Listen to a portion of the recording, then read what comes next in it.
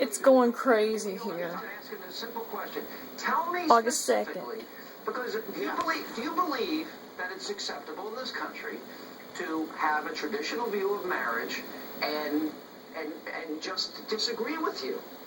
Tell me what's wrong with that. Look, I want to answer that. That's a cold term for Haiti gays. I don't like it. I don't like anybody who opposes everybody that believes that marriage should be defined as a man between a man and a woman is hateful, according to you. I'm telling. When they use the Bible to express hatred, religious views. I'm asking you. Have you ever trouble hearing? I said, does everybody that believes marriage should be defined as between a man and a woman? I'm asking you, do you define them as hateful? It's not a hard question. Why don't you answer my question? Yeah, the Klan used the Bible. We're not talking about the Klan. You don't want to touch that question. Oh my God. Let me talk about the legal side of this. Let me go to Kimberly, and you can relax, Leo. Here's the question I have. If you look at the mayor of Boston saying that they don't want Chick-fil-A, by the way, we need jobs in this country. Chick-fil-A wants to expand to Boston, wants to go to Chicago, wants to go to Washington. Well, there's a lot of hardworking Americans. Okay, so there's contractors to be hired, there's people to work in the restaurants, all this. So they're willing to forego those jobs because they disagree with somebody who is espousing a traditional religion. Ultimate hypocrisy. Hang on, Leo. Well, apparently, Leo, you are the sole arbiter, and you get to decide when someone can exercise freedom of speech, and what you're doing is engaging in censorship. That's what you're doing. Let me ask the legal question, like you in a second-class position. Legally speaking, Bible's been used. Legally speaking, Kimberly, when a city does this, are they discriminating because of the freedom of speech and religion of the individual? No.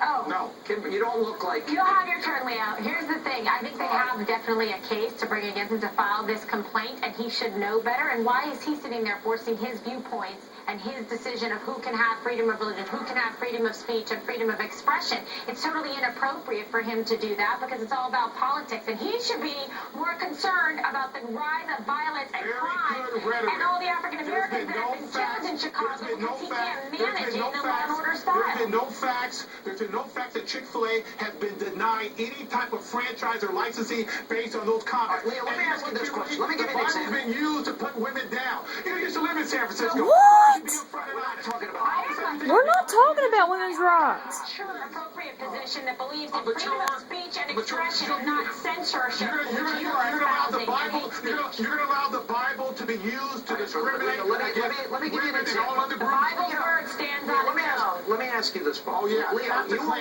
you were one of the few Americans that were outspoken in defense of your friend, O.J. Simpson. Okay, so here we go again. No, he's trying to bring up something. What if somebody said to you, well, we don't want Leo Terrell to start his law business in our city because he doesn't share our values. We don't want Leo Terrell, attorney at law, to open an office in New York or Boston or Chicago. Because he's black.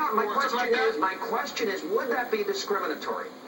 Oh, hey, listen, if that... Because you supported O.J. To say they don't like Leo Terrell, I don't have a problem with that. But they use a protective class status, like race, like color, like religion, you supported O.J. Simpson because of a viewpoint that you had that was not mainstream and they disagreed with. Don't characterize hatred towards gays as just a viewpoint. This is an attack on gays and people are using the Bible. They told you you couldn't open your business. Is that discriminatory because you're friends with O.J.? It depends on the motivation, Mr. Hannity and Mr. Guilford. And you know what? The Bible's been used to discriminate against women. And I don't get it. I don't get you guys. Well, what is not to get? What are you talking about? You of all people should abhor discrimination and censorship. I mean, come on, Leo, what's wrong with you? Censorship, please. Because I don't like any type of discrimination based on race or religion or sexual orientation. And I hate people using the Bible to justify hatred. All right. We're going to run. Period. Thank you, Kimberly. And Leo Terrell. He's so mad. I'm done. We're cut. We're done. We're done. Oh, thanks for deciding that. Yes, we're done. All right. That's a wrap here. That's a wrap? Done. All right, and coming up, the media has been out in full force this week trying to persuade voters with their liberal bias, especially when it comes to how they have covered Governor Romney's overseas trip. We'll check in with Brent Bozell. We're back with this week's edition of Media MASH. And Coming up next, be sure to tune in tomorrow night, a special live audience edition of Hannity as we take an in-depth look at President Obama's undelivered campaign promises as we vet the president. And He's how broken those a lot of policies that he promises. didn't fulfill have hurt And you the and liberals hurt also me. said,